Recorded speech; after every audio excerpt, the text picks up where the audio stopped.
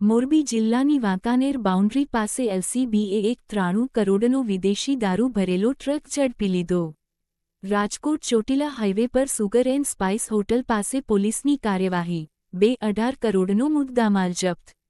Rajkot Chotila highway પર Wankaner boundary નજીકથી મોરબી જિલ્લા લોકલ ક્રાઇમ બ્રાન્ચ એલસીબીએ વિદેશી દારૂનો વિશાળ જથ્થો ઝડપી પાડીને બુટલેગરોના મનસૂબા પર પાણી ફેરવી દીધું છે। પોલીસે અંદાજે 93 કરોડ રૂપિયાની કિંમતનો દારૂ બિયર અને ટ્રક સહિત કુલ 2.18 કરોડથી વધુનો મુદ્દામાલ કબજે કર્યો છે।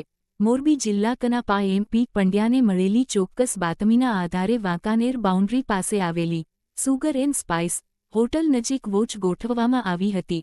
આ દરમિયાન શંકાસ્પદ ટ્રક નંબર RJ14GP 4506 ને અટકાવી તલાશી લેતા તેમાંથી દારૂ અને બિયરનો મસમોટો જથ્થો મળી આવ્યો હતો।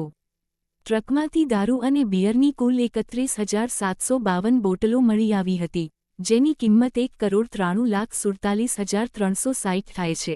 અન્ય જપ્તી: પોલીસે 25 લાખનો ટ્રક, 3,200 રોકડા અને 5,000નો મોબાઈલ ફોન મળી કુલ 2,18,55,560નો મુદ્દામાલ જપ્ત કર્યો છે।